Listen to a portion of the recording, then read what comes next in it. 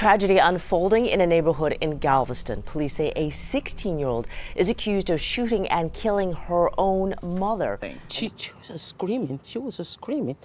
And I hear boom, boom, boom, boom, boom. Like 5 shots that would silence a mother's voice forever.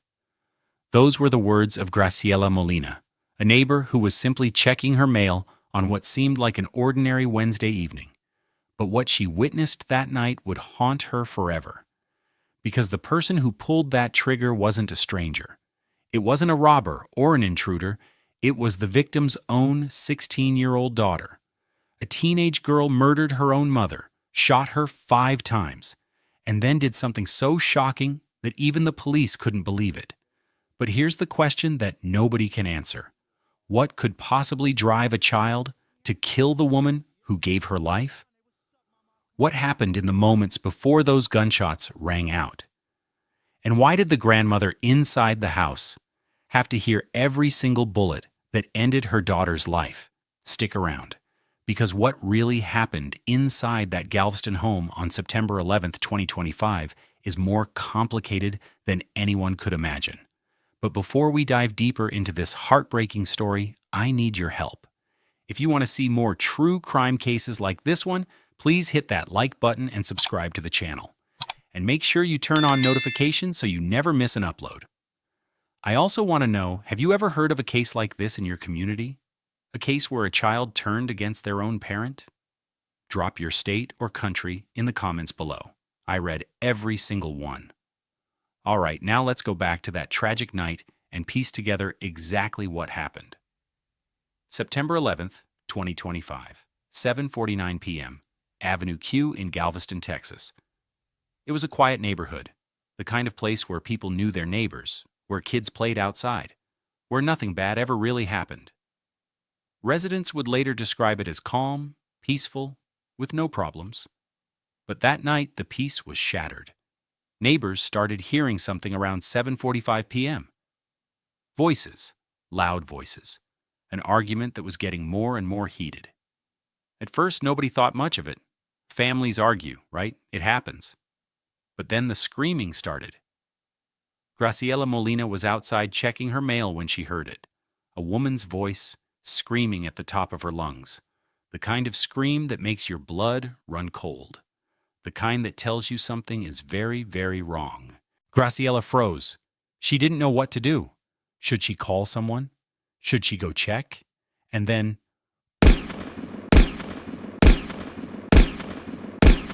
5 gunshots exploded through the evening air. Graciela didn't wait to see what happened next. She ran. She sprinted back to her house, slammed the door, and locked every lock she could find. Her hands were shaking so badly she could barely dial 911. She wasn't the only one calling. All over the neighborhood, people were grabbing their phones. Multiple 911 calls flooded in at the same time. Shots fired on Avenue Q. I heard gunshots. Someone's been hurt. Within minutes, police cars and ambulances were racing down the street, sirens blaring. When officers arrived at the scene, they found something that would stay with them for the rest of their careers. A woman was lying on the front porch. Her name was Tiamoya Moore. She was only 34 years old, and she had been shot multiple times. Blood was everywhere. The officers immediately called for emergency medical help, but they could already tell it was bad, really bad. Paramedics rushed Tiamoya to UTMB Health's John Seeley Hospital, working desperately to save her life. But it was too late. Tiamoya Moore was pronounced dead. As investigators started processing the scene, they noticed something terrifying. Bullet holes weren't just in the Moore family's home. They were in the neighboring houses too. 5 shots had been fired, and some of them had gone straight through walls into other people's homes, families with children inside. Anyone could have been hit. This wasn't just a tragedy, it was almost a massacre. But here's what makes this case even more horrifying. Tiamoya wasn't alone when she was killed. Inside the house, there were other people. Her mother, Tiamoya's own mother, the grandmother, was there. So was Tiamoya's brother, her nephew, and her other children. They heard everything. Imagine being a grandmother and hearing gunshots, then realizing those gunshots just killed your daughter. Imagine being a child and hearing the sound of your mother being murdered. The family members were in complete shock. Some were crying. Some couldn't even speak. They couldn't believe what had just happened. Police found the weapon at the scene, a gun. The murder weapon was right there. But where was the shooter? Here's where this case takes a turn that nobody saw coming. The shooter was 16-year-old Rania Moore, Tiamoya's own daughter, her firstborn child. After firing those 5 shots, Rania ran. She fled the scene on foot, disappearing into the neighborhood, while her mother lay dying on the porch. Police immediately started searching for her. They set up a perimeter. They were checking nearby streets, asking neighbors if they'd seen a teenage girl running. But then, something absolutely bizarre happened. While investigators were still at the crime scene, while they were taking photos, collecting evidence, interviewing witnesses, Rania came back. She just walked right back to the house, calmly, like nothing had happened. At some point while investigators were there and performing their investigative duties, the suspect came back up on location, and she was taken into custody at that time. Officers couldn't believe their eyes. Most criminals run and hide. They try to get as far away as possible, but Rania came back. She was arrested without any struggle, no fight, no resistance. She didn't say much of anything. Rania Moore was taken to the Jerry J. Esmond Juvenile Justice Center and charged with murder. She was held without bond, meaning she wouldn't be getting out anytime soon. But here's what nobody could understand. Why? Why would a 16-year-old girl shoot her own mother 5 times? What could make a daughter hate her mother so much that she would take her life? Some people said Tiamoya was too strict, that she was controlling, that she pushed her daughter too far. Others said Rania was troubled, that she had mental health problems, that she was out of control, and nobody could help her. The truth? It's more complicated than anyone wants to admit, because this isn't just a story about a murder. It's a story about a mother who fought her whole life to turn things around. A mother who battled addiction, found God, and came back home to give her kids a better life. And it's a story about a daughter who was screaming for help, but nobody knew how to save her. So what really happened between Tiamoya and Rania Moore? What pushed their relationship to the point of no return? And could this tragedy have been prevented? Stay with me, because the answers will break your heart. Tiamoya Moore was born on July 17, 1991 in Lamarck, Texas. When she was young, she moved to California looking for a fresh start, a new beginning, a chance to build the life she wanted. But California wasn't the dream she hoped for. Tiamoya struggled. She got into troubled relationships. She made mistakes. And eventually, she fell into substance abuse. Drugs took over her life. For years, she battled addiction. It was a dark time, the kind of darkness that swallows people whole. Her family watched her spiral. Her friends didn't know how to help. Tiamoya was losing herself, and it seemed like there was no way back. But then something changed. Tiamoya found God. It wasn't quick or easy, but slowly, step by step, she started to rebuild her life. She got sober. She worked on herself.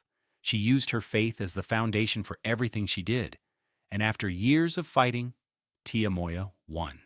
She beat her addiction. She returned to Texas as a completely different woman. She wasn't running away anymore. She was coming home to build a better future. In December 2024, just months before her death, she posted on social media, "I'm happy for me." 4 simple words that meant everything. She had clawed her way back from rock bottom. She had survived. But more than anything, Tiamoya was a mother. She had 5 children, and they were her entire world. Her lifelong friend, Alicia Giesinger, said this about her. Tia will give you the shirt literally off of her back. Tia loved her kids, would do anything for her kids. She was very spiritual. Very into God. Changed her life around for God. Tiamoya's children were the reason she stayed clean. They were her motivation, her purpose. Everything she did was for them. And that's what makes this story so heartbreaking. Just when Tiamoya had finally found peace, it was all taken away by her own daughter. Rania Moore was 16 years old. She was a competitive dancer, talented, full of energy. And once upon a time, she and her mother were close. Old photos and social media posts show the love that was there. Tiamoya had pet names for her, Nia Poo and my road dog firstborn daughter. When Rania spent time in California with her father's family, Tiamoya would send her sweet messages. Those posts show glimpses of what could have been, a mother and daughter who adored each other. But something changed. Everything shifted when Rania turned 12 years old. That's when the rebellion started. That's when the defiance took root. Rania decided she wanted to live an adult life. She didn't want to be treated like a kid anymore. She wanted freedom. She wanted to make her own choices. But she wasn't ready. Not emotionally, not mentally, and definitely not legally. The warning signs were everywhere. Rania started getting tattoos as a minor. She began experimenting with substances. Her social media presence changed. She was trying to appear older, more mature, more worldly than she actually was. She had a history of running away from home. On June 29, 2022, a missing person report was filed for her. She was found within 24 hours, but it showed a pattern. When things got hard, Rania ran. And then there was her social media post that sent chills down people's spines after the murder. Rania had written, "My mama ain't never did nothing for me, but gave me life." She was saying her mother gave her nothing except life itself. Like that wasn't enough. Like Tiamoya hadn't sacrificed everything for her children. Family members described Rania as troubled, out of control, spiraling. Her behavior suggested serious mental health challenges, but those issues were never properly addressed. She never got the help she needed. After the murder, some people speculated that Rania might be mentally unfit to stand trial, that there was something deeper going on that nobody had recognized. But by then, it was too late. So what did Tiamoya do? She did what any mother would do. She tried everything she knew. Tiamoya's 13-year-old daughter, Kiki, would later defend her mother's parenting. She said Tiamoya was strict but fair. When Rania misbehaved, Tiamoya took away her phone. She restricted her from going outside when discipline was necessary. She didn't allow boyfriends in her children's private spaces. These weren't extreme punishments. They were normal boundaries that any responsible parent might set. Tiamoya was protective, maybe even overprotective in Rania's eyes. But there was a reason for that. Tiamoya had lived through hell. She knew what it was like to make bad choices. She knew how easy it was to ruin your life before you even realized what was happening. She was using her own painful past to guide her parenting. She was trying to keep Rania from making the same mistakes she had made. She was trying to save her daughter from herself, but Rania didn't see it that way. To a teenager desperate for freedom, those boundaries felt like suffocation. Tiamoya's protection felt like oppression. Her love felt like control. And so the resentment grew. Year after year, it festered. It built up like pressure in a volcano. This became a battle of wills, mother versus daughter. Tiamoya was trying to save Rania. Rania was determined to break free, no matter what it took. They were two people who loved each other, but they couldn't bridge the gap between them. Tiamoya saw a daughter who needed guidance and protection. Rania saw a mother who was trying to control her life. And with every argument, every punishment, every clash, the pressure built higher and higher. It was a pressure cooker ready to explode. And on September 11th, 2025, it finally did. Now one of them is dead. The other is sitting in a juvenile detention center facing a murder charge. 5 children lost their mother. A grandmother lost her daughter. A family was destroyed. So the question remains, could this have been prevented? And who is really to blame when a tragedy like this happens? The answers aren't simple, but they're important. Because if we don't learn from this, it will happen again. After Tiamoya's murder, people wanted answers. They wanted to know why. And in the absence of facts, rumors started to spread fast. But one person wasn't going to let lies destroy her mother's memory. That person was 13-year-old Kiki. Tia Moya's daughter. While the internet was busy making up stories, Kiki stepped forward to tell the truth. She made it clear. My mother never abused us. My sister lied. Social media was full of people claiming that Tia Moya was abusive, that she was a terrible mother, that she pushed Rania too far. But Kiki wasn't going to let those lies stand. She explained that her mother's discipline was reasonable and appropriate. When Rania misbehaved, Tia Moya would take away her phone. She wouldn't allow her to go outside. Standard teenage consequences, not abuse. My mother punished Rania by taking her phone and not allowing her to go outside, Kiki said. That's it. Nothing extreme, nothing cruel, just normal parenting. So what actually happened in those final moments? According to Kiki, there was no physical fight, no big argument that turned violent. Tia Moya simply turned around and screamed when she saw Rania. Think about that. Imagine turning around and seeing your own daughter pointing a gun at you. The terror, the confusion, the desperate hope that this couldn't be real, that your child wouldn't actually pull the trigger. But Rania did. 5 shots, fired in rapid succession, and Tia Moya Moore was gone. Early reports suggested that the shooting happened because Rania was grounded over a boyfriend, that this was about a romantic relationship, but Kiki shut that down immediately. This is my mother and my sister, and it does not have anything to do with the dude, she said. It wasn't about a boy. The reality was simpler and more complicated at the same time. This was about a mother trying to parent a teenager who refused to be parented. Rania saw any guidance as an attack on her freedom, any boundary as an attempt to control her, and she responded to those consequences with extreme violence. This brings up a difficult question, and I really want to hear from you on this. At what point does strict parenting cross a line?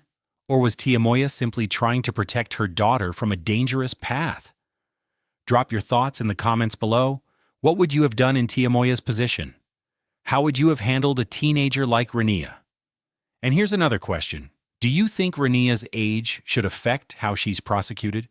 Should a 16-year-old be treated differently than an adult in a case like this? If you're finding this case as complicated as I am, hit that like button and share this video. Let's get more people talking about this. Because the answer to these questions became a matter of life and death. But the tragedy didn't end with Tia Moya's murder. In fact, it got worse. Within days of the shooting, the case went viral on TikTok and other social media platforms. And that's when the misinformation started spreading like wildfire. Users who had never met the family started posting videos. They claimed Tia Moya was abusive. They said she drove her daughter to violence. Some even suggested that Rania acted in self-defense, that she was responding to years of trauma. These videos got thousands of views, thousands of shares, thousands of comments from armchair experts who thought they knew what happened based on a 60-second TikTok. While Tia Moya's family was grieving, strangers on the internet were assassinating her character, judging her parenting from behind their screens, making her out to be the villain in her own murder. But it got even worse. Early posts on social media confused 13-year-old Kiki with 16-year-old Rania. People started sharing photos and videos of Kiki. They were claiming that she was the killer, that this young girl had murdered her own mother. It was particularly cruel because Kiki had a public social media presence. She had posted videos with her mother, happy moments, loving moments, and now those same videos were being used to falsely accuse her of murder. Eventually, pages started posting corrections. It was not her 13-year-old daughter, Kiki. Her daughter, Rania, did it. But the damage was already done. Imagine being 13 years old. You just lost your mother to gun violence. Your sister is in jail for murder. And now the entire internet thinks you're the killer. Kiki was processing the loss of her mother, the incarceration of her sister, and being falsely accused of murder, all at the same time. So the family had to fight 2 battles. They were grieving Tia Moya's death, and they were fighting against misinformation and character assassination. They were trying to defend Tia Moya's memory. They were providing context that the viral videos left out. They were trying to set the record straight. But it's hard to fight against the internet. Once something goes viral, the truth doesn't always matter.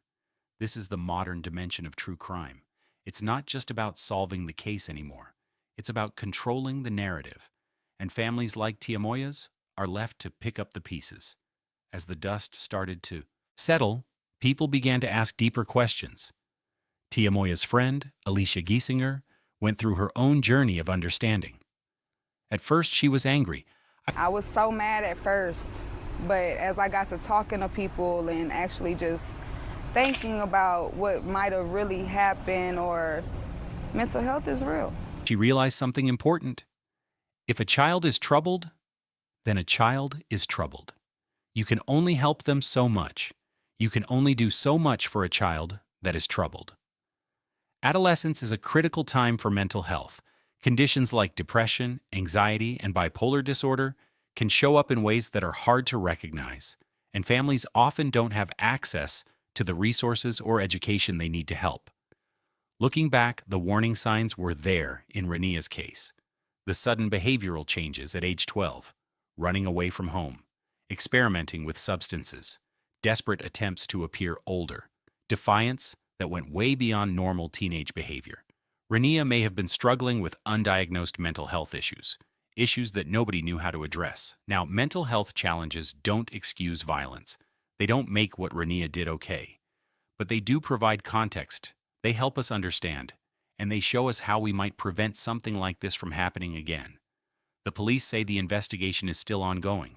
They still don't know exactly what led up to the shooting, what was said in those final moments, what pushed Rania over the edge. Alicia has a haunting question that echoes what so many people are thinking. I just want to know what really happened. Like, what caused for that to get to this point, to where you had to take your own mama's life? The family is struggling to comprehend it, and the truth is, they may never fully understand the why. Some questions don't have answers. Some tragedies don't make sense no matter how hard you try to understand them. But what we can do is learn. We can recognize the warning signs. We can talk about mental health. We can support families before it's too late. Because if we don't, this will happen again. When a tragedy like this happens, the damage doesn't stop with the victim. It spreads like a shockwave, destroying everything in its path. 4 children lost their mother and their sister in one night. Think about that. They didn't just lose one family member. They lost 2. Their mother is dead. Their sister is in jail for murder. And their grandmother? She heard every single gunshot that killed her daughter. Now she has to help raise the remaining children while processing her own trauma. How do you even begin to heal from something like that? Tia Moya's uncle and cousin were in the house that night too. They witnessed the aftermath. They saw the chaos. They'll carry those memories for the rest of their lives. Alicia said it best. The last couple of days, I would feel like I'm losing my mind.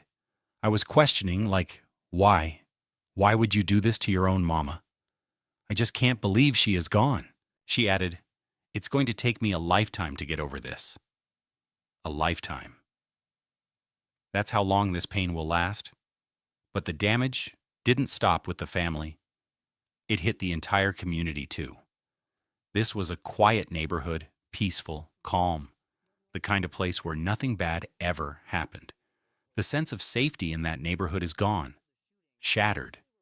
People are scared. They're looking over their shoulders. They're wondering if something like this could happen again. And on top of all the emotional devastation, there's the financial burden. A GoFundMe was set up to help cover Tia Moya's funeral expenses, because the family wasn't just dealing with grief, they were dealing with the cost of burying someone who died way too young in the most violent way possible. It's one more weight on top of an already unbearable load. So now we come to the question that's dividing everyone. What should happen to Rania Moore? Right now, Rania is being held at the Jerry J. Esmond Juvenile Justice Center. She's been charged with murder. No bond. She's not getting out anytime soon. As of late 2025, there haven't been any major public updates on her case. Juvenile cases are protected by different confidentiality standards, so the public may never know the full details unless she's tried as an adult.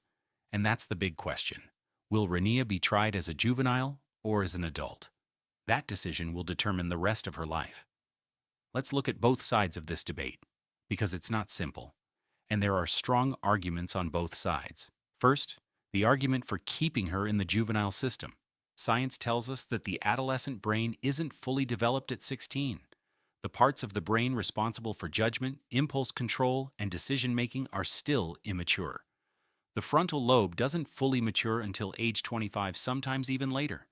Teenagers feel emotions more intensely than adults. They react more impulsively. They struggle to think about long-term consequences. This isn't an excuse.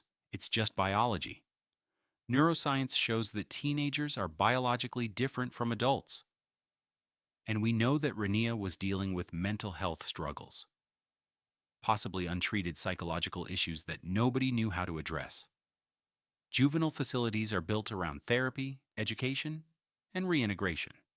The focus is on helping a teenager understand what they did, build coping mechanisms, and address their trauma. The goal is for them to eventually return to society as someone who won't repeat their mistakes. Many young people who commit serious crimes do improve and thrive with early intervention. So the question isn't whether Rania should be punished, it's how. Should punishment be about revenge? Or should it be about breaking the cycle and preventing future violence? That's one side. Now let's look at the other side, the argument for trying her as an adult. Rania fired 5 shots. 5. That's not one impulsive moment.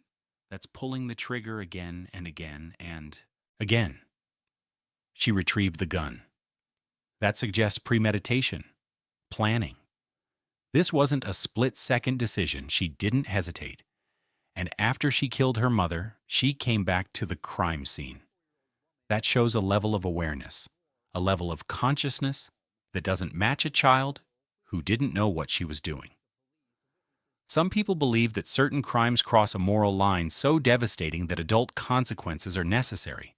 This was matricide, a deliberate act of violence against the person who gave her life. They argue that extreme violence should carry extreme consequences, regardless of age. There's also concern that the juvenile system sends the wrong message, that without harsh consequences, other troubled teens might think they can get away with violence. And then there's the question of justice for the victims. 4 children lost their mother. What about their justice? Don't they deserve to see serious consequences for the person who destroyed their family? These are the two sides. And honestly, both make sense. This is where I really need to hear from you. Do you think Rania Moore should be tried as an adult or remain in the juvenile system? There's no easy answer here. Drop your thoughts in the comments and explain your reasoning. Are you team rehabilitation or team accountability? Or is there a middle ground? If you're finding this case as complex and heartbreaking as I am, please share this video so others can weigh in. Let's get a real conversation going. And if you haven't already, hit that subscribe button and turn on notifications so you don't miss future cases. Whatever the courts decide, there are critical lessons we must learn from this tragedy. Lessons that could save lives. Because here's the impossible question we're all facing. Where do we draw the line between child and criminal? How do we balance accountability with understanding? What does justice look like when the killer is a child? America has never fully agreed on the answer to these questions. We're divided. We always have been. This case forces us to confront our beliefs about punishment versus rehabilitation, nature versus nurture, mental health versus personal responsibility, age and culpability. There are no easy answers, only difficult questions. But one thing is certain, we can't ignore what happened here. We can't just move on and forget. Because if we don't learn from this tragedy, if we don't have these hard conversations, if we don't address the warning signs and the systemic failures that led to this moment, it will happen again. Another mother will die. Another family will be destroyed. Another community will be shattered. And we'll be right back here, asking the same impossible questions. Thank you for staying with me through this difficult story. If this case affected you, please leave a comment sharing your thoughts. What do you think should happen to Rania Moore? Should she be tried as an adult or juvenile? What warning signs have you seen in your own community? If you found this video informative, please hit that like button. Share this video with someone who needs to hear this message. Subscribe and turn on notifications so you don't miss future cases.